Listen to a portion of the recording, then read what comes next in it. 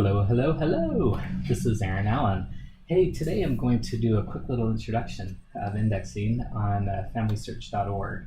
So indexing is the process of being able to take old ancient documents, well, maybe they're not ancient, maybe 100 years or so, but anyway, taking old documents and making them easily accessible by the computer system to do searches. So it's a fun little project, something that I love to do in family history work, since it's something you can do in 15 minutes in spare free time. I usually will do it myself during commercials of my favorite jazz games. So anyway, so this is a fun little project. So the first thing we're going to do is you'll open up your internet browser and just go to FamilySearch.org. And once you get to Family Search, you'll see that there's a little tab here at the top called Indexing. So I'm going to go ahead and just click on that option there. And what it's going to give us here is it's going to give us 4 different sub-tabs. We will have an overview where it talks a little bit about the indexing program. We have the web indexing, which will take us to the actual place to do the work. Find a project, which is giving all the different type of documents that are out cataloged that we're working on today. So if we look at there, today they added some new documents from Peru from the 1640s to 2016. I'm not a Spanish, don't really know Spanish, so I'm not really sure what these exactly are. But regardless, there's tons of different projects that are always ongoing in indexing. If I click on the little projects tab, this will show the amount of documents that they're working on. So for instance, on this document here, we've indexed 23% of all the documents that they have on file, and so far we've reviewed 2%. So I'll get more into detail on what these exact numbers mean and what the different processes are. I just wanted to quickly highlight some of the ideas there. The last option here is under Help Resources. This is a phenomenal page. There's things, the 2 biggest pieces here that I like are this guided tour, which will do similar to what I'm doing here. It will take you through step by step of how to get into the indexing program and how to do the work. And then there's some basic guidelines. So these are very, I guess you could call these the rules of indexing. So it will give you all of the, as you're working through the documentation and documents, it will give you all of the different things that the rules that we need to follow. And I'll highlight some of these as we get further along. So if this is your first time ever indexing, this may be a little overwhelming, but I promise, hopefully after this video, not that you'll be a master at it, but at least you'll be able to get to started into it. So I'm going to go sign into my Family Search account. And in Family Search, if you're a member of the Church of Jesus Christ of Latter-day Saints, you may have an LDS account already set up. If so, you can go ahead and sign in with your LDS account. If not, if you're not a member of the church, you may as well create a free account up here on this link. Or if you've already got an account, you can just go ahead and sign in here. So I'm going to go ahead and sign in with my LDS account. Put in my password, and I'm going to go ahead and sign in. So once I'm signed in, it will take me up here. It will show that I'm signed in, and just so I'm aware there. And I'm going to come into indexing again and go back to that web indexing menu item. So web indexing is the new program that was built probably maybe about 2 years ago. I think it's been live on. Prior to web indexing, you would have to download software onto your desktop computer and get it going from there. But now everything can be done on a web browser. You can do it on a tablet, you can do it on an iPad, you can do it on a desktop computer, a laptop. I've even attempted myself to do it on an iPhone. It's not very usable. There's just too much data. But it will work if you want to try that. So on the web indexing main page here, there's 3 different sections. to this front page. The first section is called My Batches. These are all of the different documents that you've checked out to do the work. So pretty much the way the process works is you'll go in and you'll check out a batch of documents, and these are basically images of documents, and then in any batch there may be between one image or up to, I've seen at most 10 images in a batch. So when you check out the batch, it's reserved, that set of images is reserved specifically for you to work on, and they give you a few weeks typically to get the work done. So in this case, I've checked out about 10 batches of a certain project. It's called the Veterans Administration Master Index, and this set of images I have to have indexed by 31st of October 2018. So if I don't have the batches indexed, then they basically take them away from me and they will allow someone else to check them out. So while I have them checked out, those images are only assigned to me. So we try to get, in the indexing world, we try to work through the batches as quick as we can, but knowing that as well that we have quite a few days. In this case, it's the 26th, so I have 5 days to finish up these 10 batches. So all the batches that you've checked out will be listed up here in the My Batches. So there's this Manage button. If you click on Manage, you can go in and you can return them. So let's say I'm heading out of town for the weekend and I know that I'm not going to get these 10 done, so I want to go ahead and give them back to someone else, for someone else to do the work. I can just highlight and check the different set of images that I want to return, and I can click the Return 3 Selected Batches button, and it will send those back to other indexers to be able to do the work. Okay, and we'll talk about the Find Batches button here in a second. Over on the far right, you've got My Web Indexing Totals. This will show you the totals, how many total documents or images that you've worked on throughout the time that you've been doing the work. So in this case, I've indexed 8,442 images or records. I've reviewed 4,500 for a grand total of 12,000. So these numbers are just kind of a for your information type purposes. If you have if you've set some goals for yourself, you can use those to quickly know whether you're reading your goals. This messages section down here, this is if Family Search organization has any emails, if they send out, occasionally they'll send out quick little messages that will say, keep up the great work, or this is, where we're at on this progress. There's, you can create a message, or you can send a support ticket to Family Search, and they'll sometimes will respond to some of these messages. So occasionally you can also send messages to others through this messages link up here at the top. So this is where they'll show up on this dashboard. And then finally down here on the left, there's a progress section. This is pretty cool if you're into goal setting. I love the goal setting ideas. It will show you, based on, over here on the far right, you can say, I want to see my progress in indexing or review. And then I can do my current month, I can do the previous month, or I can go current quarter, current year, current all time. So to set a goal, you just click on this little target. You say, for the month, I want to index 100 records. And it will draw a line and it will say, okay, every single day, this is where you're at in reaching your goal. So if I do the current year, my goal this year is to index 1,000 records or images. And you'll see that I, pretty much flatlined most of the summer. Had other things going on, and then this month I decided, hey, I'm going to get pretty serious.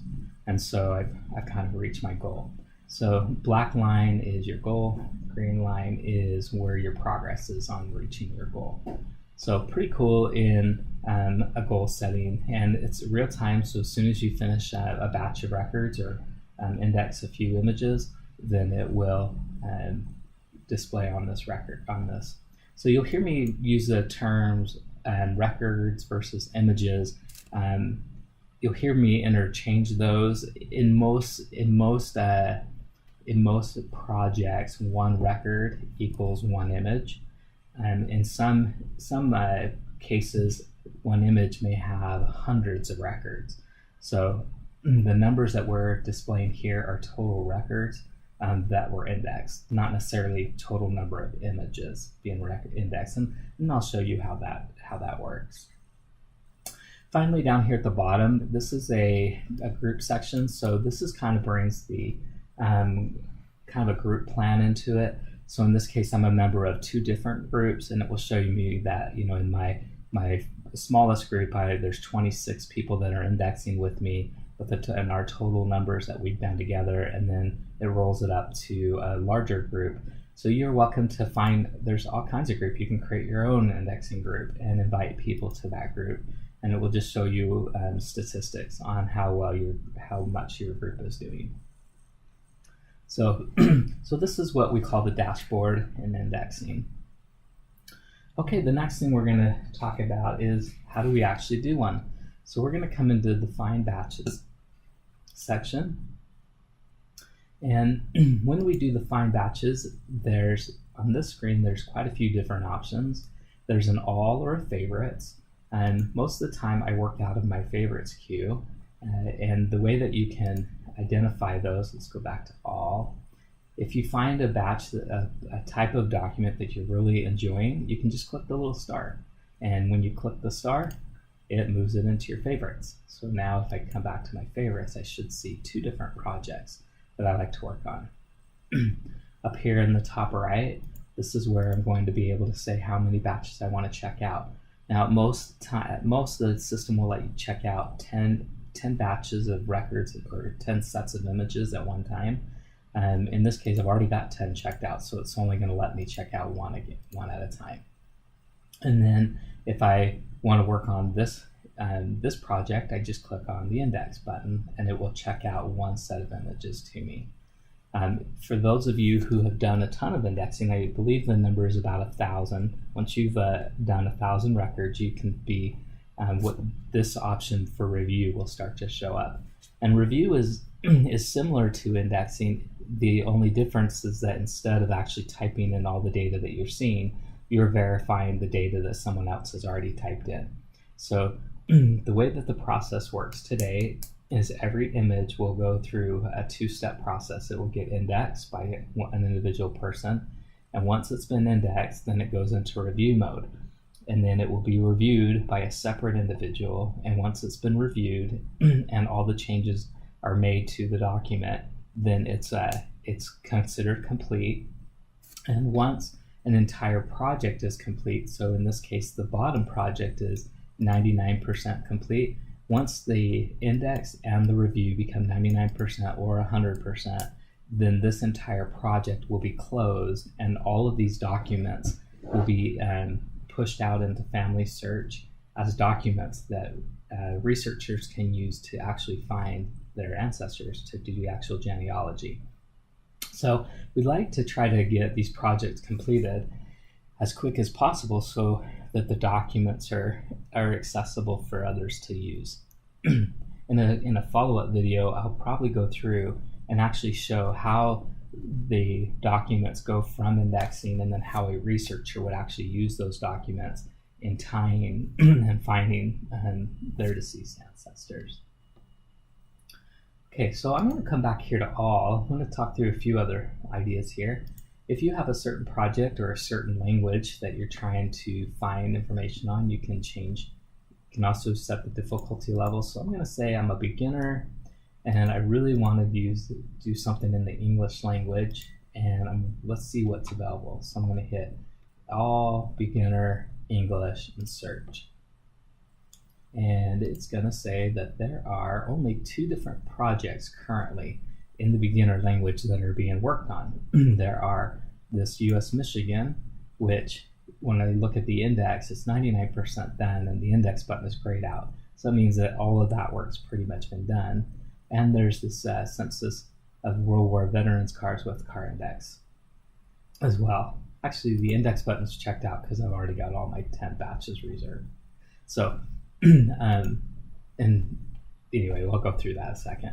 So those are how you can do that. If I want to look into intermediate, maybe I'm going to step up and try a little bit of a harder document, you'll see that I've got tons. I've got Philippines, South Africa, I can come in and say, hey, I know the Portuguese language very well, so maybe we'll see what documents are in Portuguese, and then we can come in and there's tons of different documents.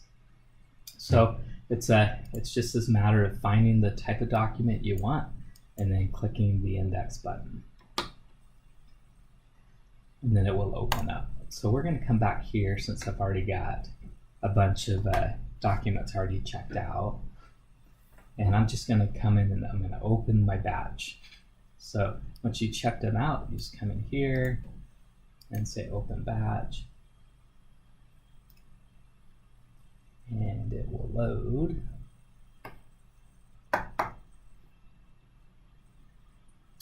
And it will bring us into the actual image.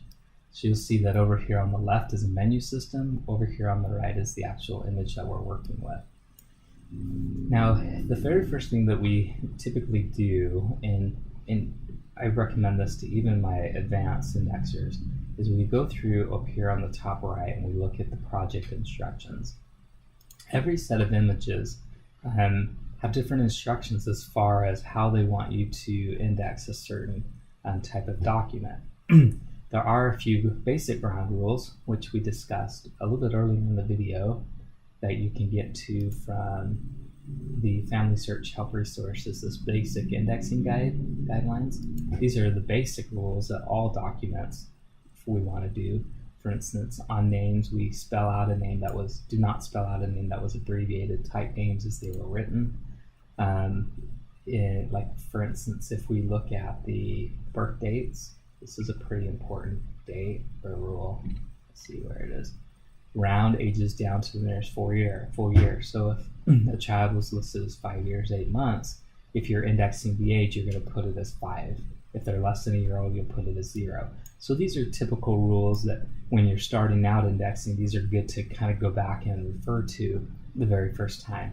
I'll show you as well where there's some additional places that you can check that out. So let's come back here to the indexing tool. And as I mentioned, going into the project instructions, these take those basic rules and guidelines and they clarify them specifically to these images.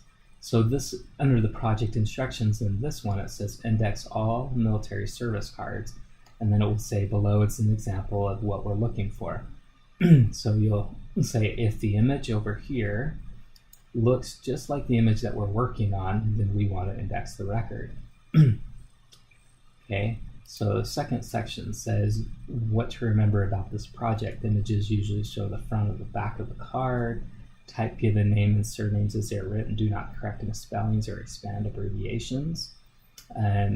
Include all aliases, nicknames, or variants or surnames that were written, given for a person, separating them with the word or. There's a few other information. It says do not index cross-reference card. An image that shows only cross-reference cards should be marked as no extractable data. And I'll show you where you would do that. And then finally, under additional information, they'll talk about if there's multiple images, if there's multiple records per image, how to handle that situation. So I'd like to go through the project instructions pretty thoroughly the very first time I'm doing a type of document to make sure that I understand the ground rules for how the owner of the documents wants their document indexed. Okay, so over here, now we're going to look at this image again. The very first thing over here on the left, there's a menu at the top, there's a menu at the left, there's your image. Each of these menu items do a little bit different. Under batch, it talks a little bit about what you can do with this batch of images. In this batch of images, there's 5 images for this batch. Under data entry, we can choose different layouts. So form entry is the default over here, is how I'm looking at it. If I'd like to look at it as a table, it will, let's see. If I'd like to look at it as a table, when I get to step 2, it's going to put, instead of the data over here, I'm going to be typing at the top. So in our example, we're going to do everything in the form entry. If we want to do column entry, then it will change up the layout even more. So different type of documents, there's some of these different type of entries work a little bit different or better. 99% of all the index records that I've ever done, I've just stayed in the form entry. It has worked out really good for me. The next thing, we have our toolbar. If we take off the toolbar, you'll see that it just took off the menu item at the top. There's a show ruler. So the show ruler, basically, in some documents where there's multiple rows per the image, in the image, you will have this little yellow bar that you can move up and down, so you can kind of know that, oh, I'm doing this row here, and then when I get to the next row, I can move it down. So this ruler is pretty helpful. In this particular group of images, it's very easy without the ruler to have to know where you're at. But in those cases where you want to know where you're at, you can easily just move that ruler. That's under data entry. And then under help, there's some different help instructions that you can go through. Let's go through the top menu items. And the menu items at the top, this little arrow here will take me out of this whole image. So let's say I got to a point where I'm ready to stop, but I'm not fully done with this batch of images. I can just hit this little back arrow, and it will save all of my changes, and then will take me back to this dashboard page. Let's go back into it. The second option here is the quality control. So typically the quality control, as you're indexing, when you finish your batch, so once I finish all 5 of these, it's automatically going to do this quality control for me. But if I wanted to do this manually while I'm working through a set of images, I could click on that button to do it. This little arrow to the right, this is submitting the batch. So this is basically saying that I'm finished with this whole set of images, set of 5. I would click on this button, or the system will pop up a little message box when I'm done with my images, and we'll say, do you want to submit these? And we'll go through that. This is just another manual way. Over here on the left, the next 4, this is where you can mark a field as blank, and we'll go through this one in a second. You can mark the entire entry as blank, so you can say, hey, there's really nothing on this whole image that I can do, and it will put blanks in all of these spots. So if I click it, you'll see that it put the word blank in all of these fields.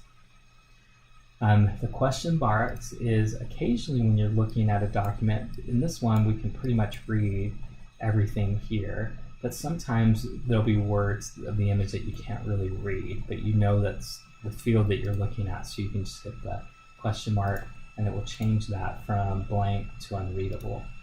And then the last one is you can make the entire section unreadable.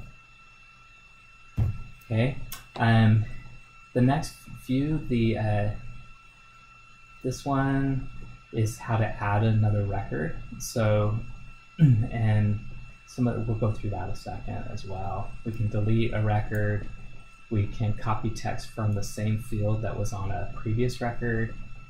Copy text from the selected field. So copy paste type of options here. I don't think we'll probably get into those today on this type of document. There's some handwriting examples. So in this case, this is an image that's been typed, very, very easy to read. However, some of the old images from 100, 200 years ago, it was all handwritten.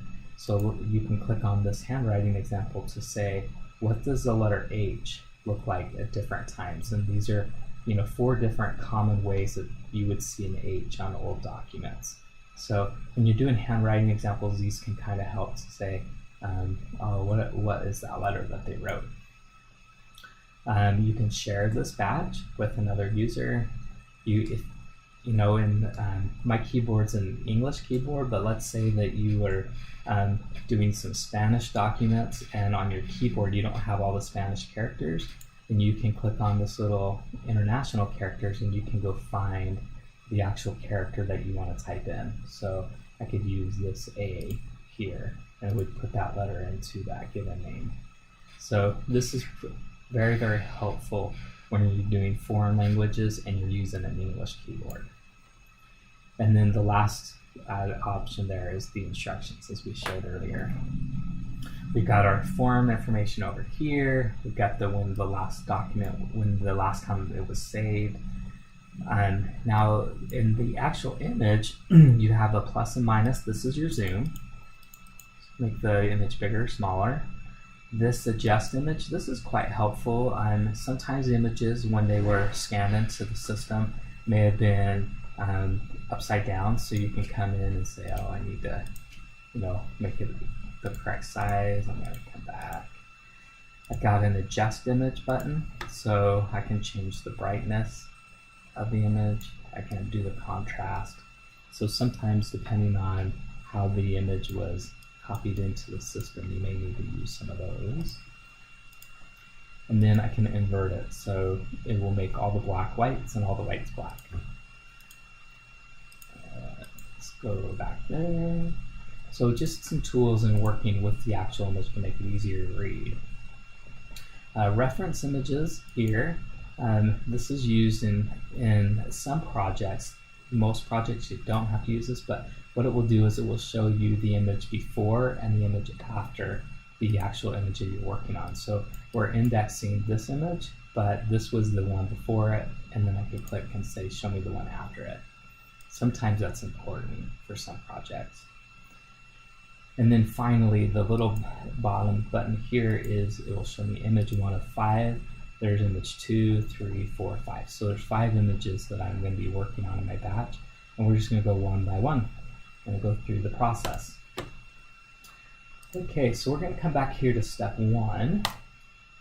And the step 1 on all images is whether or not we should actually index this. And typically what we'll say is, in the instructions on this project, it says if the document is a soldier's file card, we want to do it. So we want to index it. And this is a typical picture of what an image, or this is an example of what an example of a soldier's file card. So if we see a document that looks just like this, then we want to index it. So step number 1, I'm going to say, yes, this image looks like my example, so yes, I want to index it. I can hit no if it's a duplicate. So if the next one, if image 2 is King Cecil Valentine as well, I'm going to hit no, or no extractable data. So this typically, you'll select this option if either this image was blank, or it was not, you couldn't read anything about it, or if it wasn't like the example of what they said we're working with. So for instance, if we saw a document that was like a newspaper clip, we would say, well, that's not really the type of documents we're looking at in this project, so I would say it's a no, even though there may be information on the document. So I'm going to say yes, image 1 looks good, image 2 looks like an example, image 3 looks good, image 4 looks good, and image 5 looks good. So all 5 of them look like something that we want to index. Okay, so we're going to go to, it's going to move us, once I hit to the end of my 5, it's going to move us to step 2. And step 2 is the nuts and bolts of what we're doing.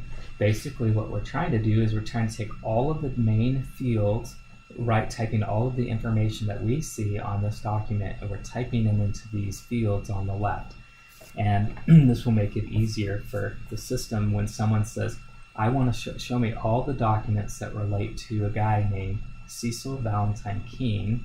The system will say, well, I found all of these documents that people said, here's whose the name was on the document.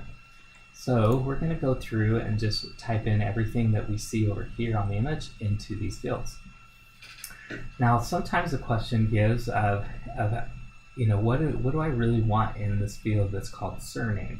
I can click this little question box, and it will give me a help. And it will say, type the surname as it is written. Do not correct misspellings or abbreviations.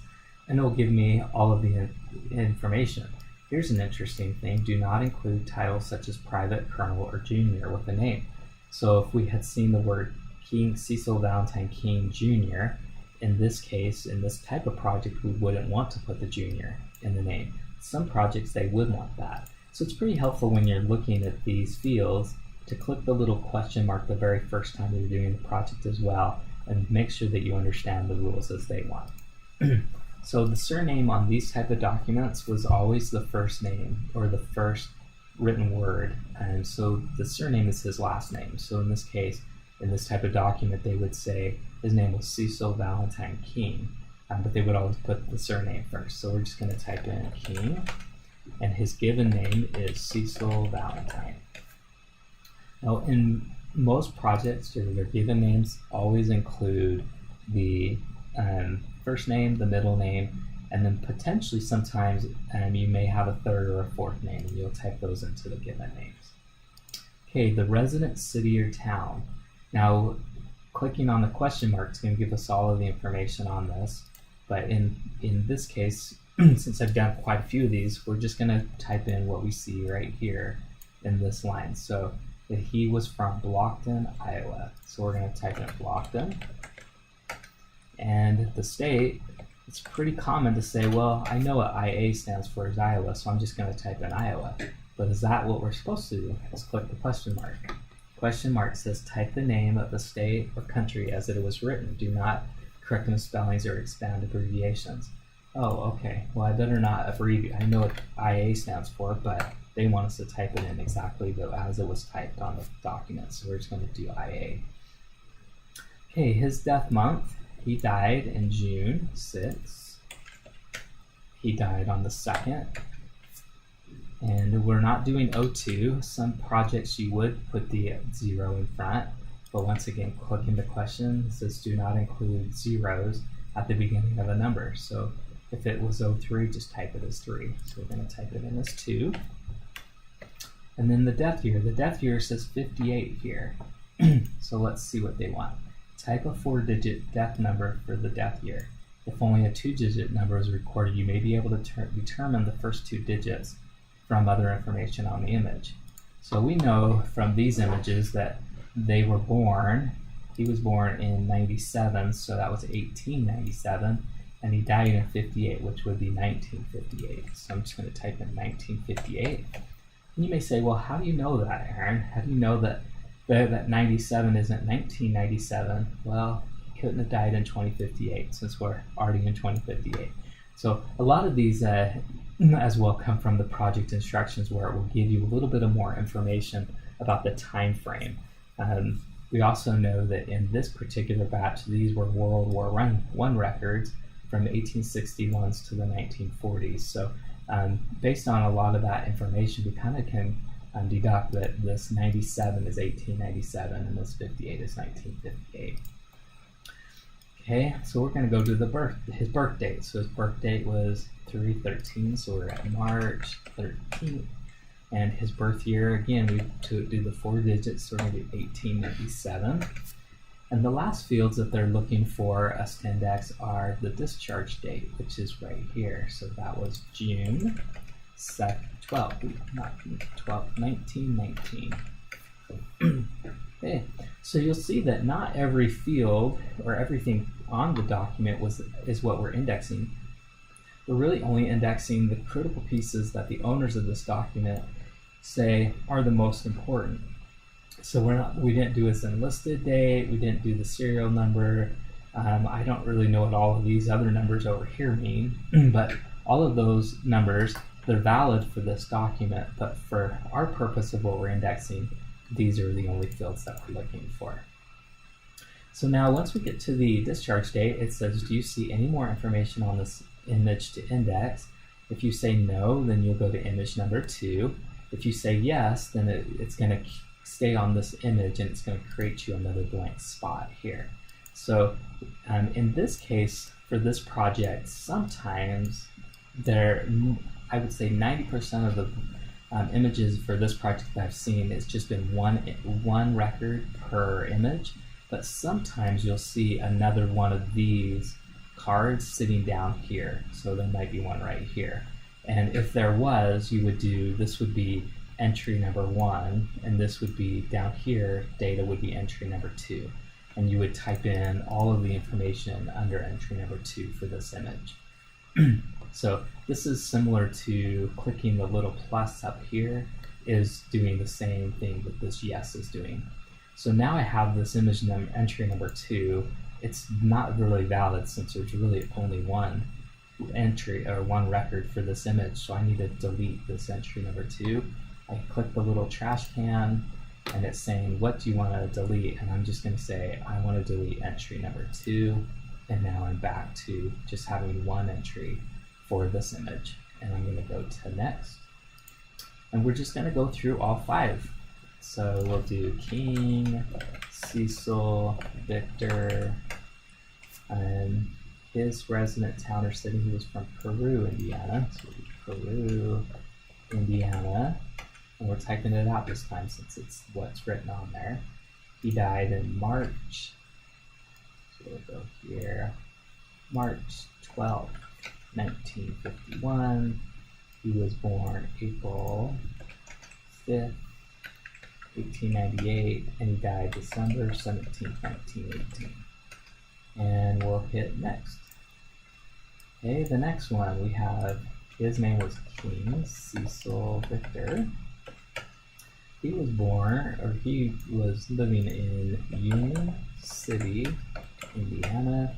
There is no death date, so we're going to skip those. And you'll notice that I'm just leaving them blank. Now, if they have the star next to the word, that means it's a required field. And I can't just leave it a blank. I've got to actually mark it as blank.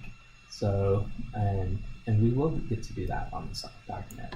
Okay, he was born December 22nd, 1899, and he was discharged as blank as well. So discharge month is a required field, so I can do a number of ways. I can click on this little button here to mark it as blank, or I can do, if I'm just typing in, I can do a control and a B at the same time. And control and a B, one of the little shortcuts, and it will take me and put in the word blank in there. Then we go to our next image. Okay, this one is King Cecil Ward. He was living, not born, but living in Alon, Illinois. And we only have one date here. And that one date, according to the project instructions, if we don't know if it's a death date, a birth date, or discharge month, I believe we just leave it blank. So we're just going to leave them all blank. And then we'll go here to blank, blank, blank. And then we'll click our next image, which would be our last one, 5 of 5. So we're going to do King. This one's a little bit not as clear, so we're going to make it a little bit bigger with the plus or without using my mouse. So Cecil Winfield, he was living in, New Brighton, New York. New Brighton, New York. He died, we don't know. He was born April 8th, 1895, and he was discharged April 4th, 1919. Okay, so I've done all 5. You'll notice that now the no, instead of saying go to the next record, it says submit batch, and it's that same icon as this one. So I'm going to go ahead and click it. It's going to do my quality check automatically, which would be the same as clicking this little button here. And it says we didn't find any issues with the work you did. Are you ready to submit your batch? And I'm going to say yes. And if I did it all right, it's going to show me some nice little whatever they call that. And then we can go here, and it says we don't have any more of that current batch to check out. So do you want to do the next one that you have, or if there was more that you could do, you could click on this little highlight in here, or you can just come back and click the little X to go back to the dashboard.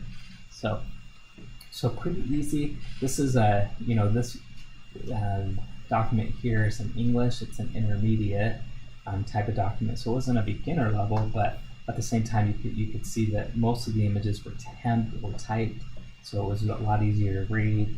Some of the projects, when you get into the higher intermediate or the advanced, they're all handwritten and can take quite a bit of time to go through those.